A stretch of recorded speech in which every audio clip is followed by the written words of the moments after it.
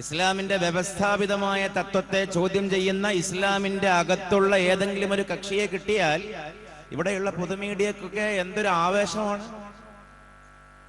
ഇത് കഴിഞ്ഞ ദിവസമൊക്കെ എന്തോ ഒരു വിവാദത്തിൽ ഒരു ഉസ്താദ് പെട്ടതിന് ശേഷം എല്ലാ മീഡിയയും ആ വിഷയം കുത്തിപ്പൊക്കുകയാണ്. വാസ്തവത്തിൽ ആ സഹോദരിയെ ആരാണ് മെന്റൽ ട്രോമയിൽ അകപ്പെടുത്തുന്നത്? ആലോചിച്ച് നോക്കൂ നിങ്ങൾ ആ വിഷയം ശ്രദ്ധിച്ചിട്ടുണ്ടെങ്കിൽ. എല്ലാ ചാനലും, കാരണം അദ്ദേഹം ഒരു തലയെക്കെട്ട് കെട്ടിയ ഉസ്താദായിപ്പോയി, വേറെ പ്രശ്നമൊന്നുമില്ല. അദ്ദേഹം പറഞ്ഞ ആ ആർഗ്യുമെന്റിലെ ആ ആ പറഞ്ഞ വിഷയത്തിലെ ആ ശൈലിയോടൊരു പക്ഷേ നമുക്കൊന്നും യോജിപ്പുണ്ടാവണമെന്നില്ല. ആ പേരും കാര്യവും പറയണ്ടായിരുന്നു. അതേസമയം അതൊരറിയാതെ പോകുമായിരുന്നൊരു വിഷയം സമൂഹത്തിന്റെ മധ്യത്തിൽ എലയുവാക്കി നിർത്തിയിട്ട് ഒരു പ്രത്യേക വിഭാഗത്തിനെതിരെ, ഉസ്താദുമാർക്കെതിരെ മതപൗരോഹിത്യം ആരോപിച്ചുകൊണ്ട് മതപണ്ഡിതന്മാർക്കെതിരെയുള്ള ഒരു വിദ്വേഷബോധം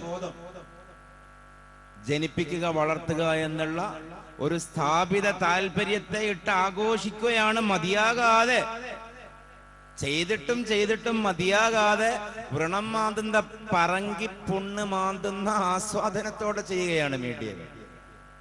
അപ്പൊ ഇസ്ലാമിന്റെ ഈ തത്വങ്ങളെ എതിർക്കുന്ന മുസ്ലിം നാമധാരികൾക്ക് സമൂഹത്തിൽ നല്ല മൈലേജ് ആയിരിക്കും. സമൂഹത്തിന്റെ പുതിയൊരു ടെൻഡൻസി തന്നെ നല്ല മുസ്ലിമിനെയും ചീത്ത മുസ്ലിമിനെയും ഉണ്ടാക്കലാണ്. ആരാണ് ഈ നല്ല മുസ്ലിം? സമൂഹത്തിന്റെ കണ്ണിൽ പൊതുബോധം എന്ന് പറയുന്ന ഫാബ്രിക്കേറ്റഡ്, നിർമ്മിത, വ്യാജ ഒരു പരിഗണനയാണ് ഈ പൊതുബോധം. പൊതുബോധം എന്ന് പറഞ്ഞൊരു ബോധമൊന്നുമില്ല. നമ്മുടെയൊക്കെ ബോധവും പൊതുബോധമാണ്. നമ്മൾ കാട്ടിൽ ജീവിക്കുന്നവരല്ല, നാട്ടിൽ തന്നെ ജീവിക്കുന്നവരാണ്.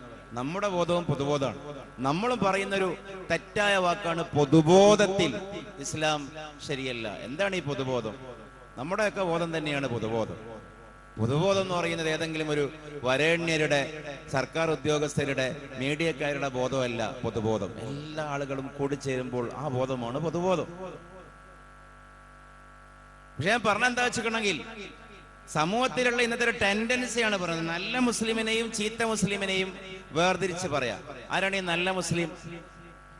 ഖുർആൻ പരിഷ്കരിക്കണമെന്ന് പറയുന്ന, ഹദീസിനെ തള്ളണം എന്ന് പറയുന്ന, കർമ്മശാസ്ത്ര ഗ്രന്ഥങ്ങൾ കേവലം ഇന്നത്തെ കാലത്ത് പ്രായോഗികമല്ലാത്ത പൗരോഹിത്യ സൃഷ്ടിയാണെന്ന് പറയുന്ന, അടിസ്ഥാനപരമായി ഇസ്ലാമിക ശറഇന്റെ കാഴ്ചപ്പാടിൽ പാടില്ലാത്ത കാര്യങ്ങളെ ആഘോഷിക്കുന്ന, മതത്തിന്റെ വേലികൾ തകർക്കുന്ന, ഭിത്തികൾ മറികടക്കുന്ന ഈ വിഭാഗമാണ് സമൂഹത്തിന്റെ കണ്ണിൽ നല്ല മുസ്ലിം, പരിഷ്കൃത മുസ്ലിം, ആധുനിക മുസ്ലിം. ഞാൻ ആ ഭാഗത്തേക്ക് നമുക്ക് സമയമുണ്ടെങ്കിൽ വരാം. പക്ഷെ പറഞ്ഞതെന്താ, അത്തരം ഇവരുടെ കണ്ണിലുള്ള നല്ല മുസ്ലിങ്ങളോട് അപ്പൊ പിന്നെ നിങ്ങൾക്ക് ഈ ഖുർആനും ഹദീസൊന്നും അത്ര വലിയൊരു പരിഗണന അല്ലെങ്കിൽ പിന്നെ എങ്ങനെയാണ് നിങ്ങൾ ഒരു വിഷയം ശരിയോ തെറ്റോ എന്ന് തീരുമാനിക്കുക എന്ന് ചോദിക്കുമ്പോൾ അവർ പറയും ഞങ്ങൾ ഭരണഘടന അനുസരിച്ചുകൊണ്ട് ജീവിച്ചോളൂ.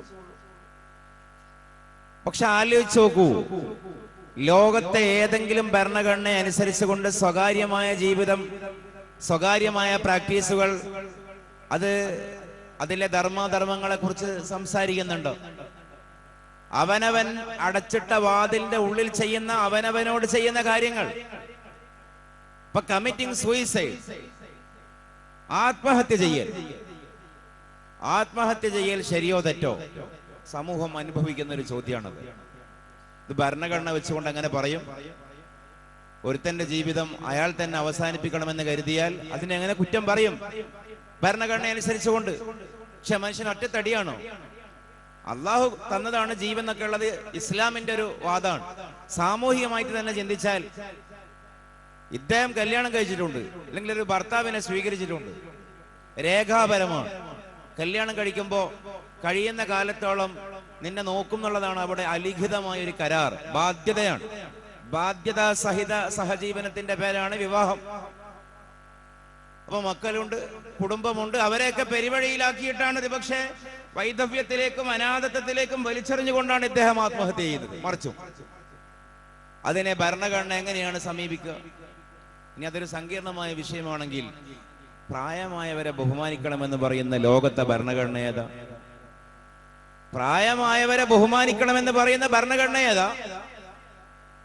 പ്രായമില്ലാത്തവരോട് കരുണ കാണിക്കണമെന്ന് പറയുന്ന, സാമൂഹികമായി പ്രശ്നങ്ങൾ സംഭവിക്കുമ്പോൾ അതിൽ സംഭാവനകൾ അർപ്പിച്ചും ജീവകാരുണ്യ പ്രവർത്തനങ്ങളിൽ ഏർപ്പെട്ടും അത് പരിഹരിക്കാൻ ആവശ്യമായ കൃത്യങ്ങളുടെ കൂടെ നിൽക്കണമെന്ന് പറയുന്ന, അതിനെ നിയമപരമായി ലീഗലൈസ് ചെയ്യുന്ന, ലീഗലി അതിന് ഇന്റർപ്രിട്ടേഷൻ നൽകുന്ന ഭരണഘടനകളുണ്ട്.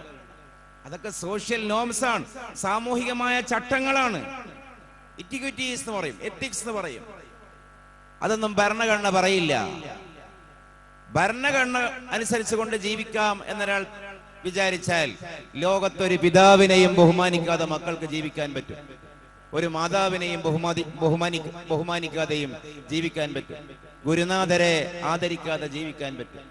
ക്ലാസ്സിൽ ഗുരുനാഥൻ വരുമ്പോൾ എഴുന്നേറ്റ് നിൽക്കണമെന്ന് പറയുന്ന ഭരണഘടന ലോകത്തെ ഏതെങ്കിലും രാജ്യത്തുണ്ടോ?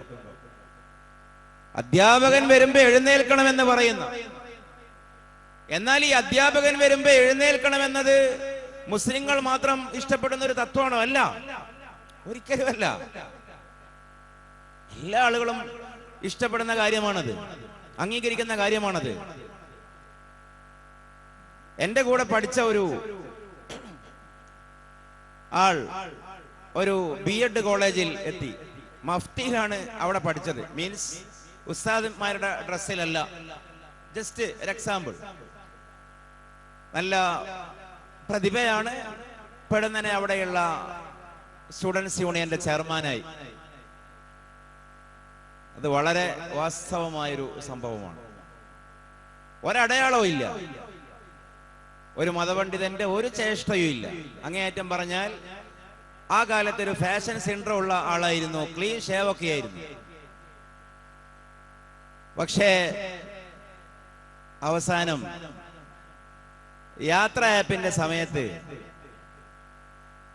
ഓരോരുത്തരും ചെന്ന് അവരുടെ പ്രധാന അധ്യാപിക മിസ് അവരോട് യാത്ര പറയാൻ ചെന്ന് പിരിയുകയാണ്. സെന്റ് ഓഫ് ആണ്. അവസാനം ഈ ആൾ അവരുടെ മിസ്സിന്റെ അരികെ ചെന്ന് യാത്ര പറഞ്ഞ് പോകുമ്പോൾ, ഞാൻ ആ പേര് മനഃപൂർവ്വം ഒഴിവാക്കുകയാണ്, ആ മിസ് ഇയാളെ, അല്ലെങ്കിൽ എൻ്റെ ഒരു സമപ്രായക്കാരനും സംഗതിയുമാണ്, ഇവനെ വിളിച്ചു. എന്നിട്ട് ചോദിച്ചു, നീ ഏതെങ്കിലും മോറൽ ഇൻസ്റ്റിറ്റ്യൂഷനിൽ പഠിച്ചിട്ടുണ്ടോടാ എന്ന് ചോദിച്ചു. ഏതെങ്കിലും ധർമ്മസ്ഥാപനങ്ങളിൽ പഠിച്ചിട്ടുണ്ടോ എന്ന് ചോദിച്ചു. അപ്പൊ ഇവൻ ഒന്ന് പാളി. കാരണം 2 കൊല്ലമായി അവന്റെ ബേസിക്സ് ഒക്കെ ഒളിപ്പിച്ചിട്ടാണ് അവിടെ താമസിക്കുന്നത്. അതിനും അവൻ്റെതായ ന്യായങ്ങളുണ്ട്.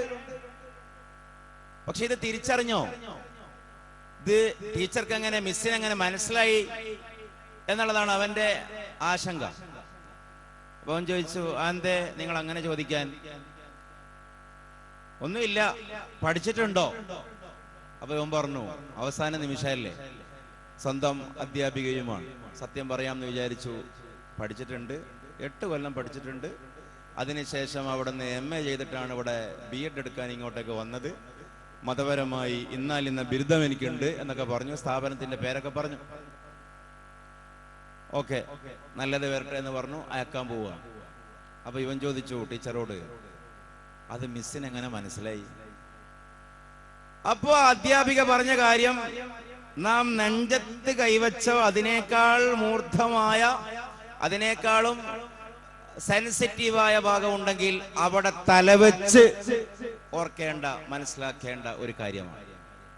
മിസ് പറഞ്ഞു, ഞാൻ ഒരു വർഷത്തോളമായി നിന്നെ ശ്രദ്ധിക്കുന്നു. മറ്റു കുട്ടികളൊക്കെ, സാധാരണ കുട്ടികളൊക്കെ അധ്യാപികമാരുടെയും അധ്യാപകന്മാരുടെയും മുമ്പിൽ നടക്കുകയും ഓടുകയും ചെയ്യുമ്പോൾ ഒരു പരിഗണനയും തരാറില്ല. അവര് ഷൗട്ട് ചെയ്ത് ബഹളം വെച്ചാണ് പോവാറുള്ളത്. നീ ഇവിടുത്തെ ഈ ലാസ്റ്റ് ഇയർ ഇതിന്റെ ചെയർമാൻ കൂടിയാണ്. പക്ഷെ എന്നിട്ട് നമ്മൾ ഒന്നിച്ച് നടക്കുകയാണെങ്കിൽ എനിക്ക് അനുഭവം ഉണ്ടായിട്ടുണ്ട്, എന്റെ മുമ്പിൽ നീ ആവാതിരിക്കാൻ നിന്റെ നടത്തത്തിന്റെ വേഗത നീ കുറക്കുന്നത്. ടീച്ചർ വായിച്ചു നോക്കണം. അപ്പൊ ഈ അധ്യാപികയുടെ മുമ്പിൽ ഇവന്റെ കാലെത്തിപ്പോകുമ്പോ, അതവിടെ നിന്ന് കിട്ടിയ ശീലമാണത്. അത് നമ്മുടെ ഈ അറബിക് കോളേജുകളുടെ, ശരീഅത്ത് കോളേജുകളുടെ ശീലമാണ്. ഇവിടെ ഉണ്ടോന്ന് അറിയില്ല, പക്ഷെ അതൊരു നല്ല ശീലമാണെന്നാണ് എൻ്റെ അഭിപ്രായം.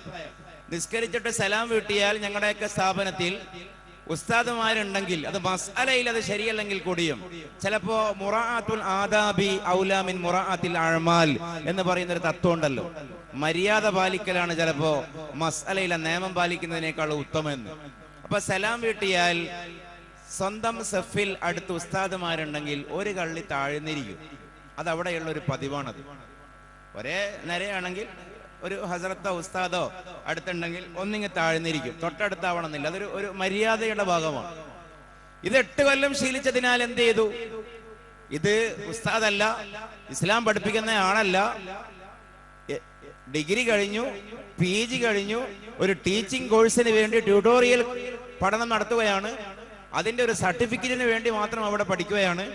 ആ സമയത്ത് വലിയൊരു കമ്മിറ്റ്മെന്റോ ഇമോഷണൽ ബോണ്ടോ വൈകാരിക ഇഴയടുപ്പോ ഒന്നും ഉണ്ടാവുന്ന ഒരു കാലമല്ല ഒരു പക്ഷെ എന്നിട്ടും മിസ്സിന്റെ അവരുടെ ടീച്ചറിന്റെ അധ്യാപികയുടെ മുമ്പിലായി പോവാതിരിക്കാൻ നടത്തത്തിന്റെ വേഗത കുറച്ച് ബാലൻസ് ചെയ്യുന്നത് ഇടകണ്ണിട്ട് കൺകോണിട്ട് ടീച്ചർ മനസ്സിലാക്കുകയും 2 കൊല്ലം കഴിഞ്ഞിട്ട് യാത്ര പറയുമ്പോ അതെടുത്ത് പറയുകയും ചെയ്തുവെങ്കിൽ മര്യാദ പാലിക്കുക എന്നുള്ളത്, ശിഷ്യന്മാര് അച്ചടക്കമുള്ളവരാവുക എന്നുള്ളത് ആഗ്രഹിക്കാത്ത അധ്യാപകരോ ഇല്ല.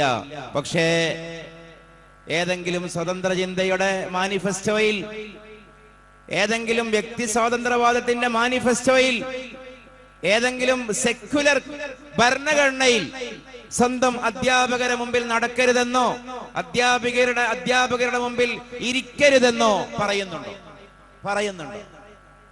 ജീവിതത്തെ എത്ര മനോഹരമായിട്ടാണ് ഇസ്ലാം കൊണ്ടുപോകുന്നത്. ഇതൊരു വരണ്ട വാദമല്ല. തഅലീമുൽ മുതഅല്ലിം എന്ന് പറയുന്ന ഒരു കിതാബ് ഉണ്ടല്ലോ, എനിക്ക് തോന്നുന്നു തഅലീമുൽ മുതഅല്ലിമിനെ മലയാളത്തിലേക്കും ഇംഗ്ലീഷിലേക്കും മാറ്റിയിട്ട് സർക്കാർ സ്ഥാപനങ്ങളിൽ പഠിപ്പിച്ചാൽ ഈ വകവിധ റാഗിങ് പോലും ഉണ്ടാവില്ലെന്ന്. അധ്യാപകന്റെ മുമ്പിൽ മുസല്ലയിട്ട് നിസ്കരിക്കരുത്, അധ്യാപകനേക്കാൾ കൂടുതൽ വട്ടം നിസ്കരിക്കരുത്, ഇതൊക്കെയല്ലേ പറയുന്നത്. മുറാഅത്തുൽ ആദാബി ഔലാ മിൻ മുറാഅത്തിൽ അഅ്മാൽ. എന്തുകൊണ്ട്? ഇത് അറിവിന്റെ ആത്മാവിന്റെ വെളിച്ചത്തിന്റെ പിതാക്കന്മാരാണ്, മാതാക്കളാണ്.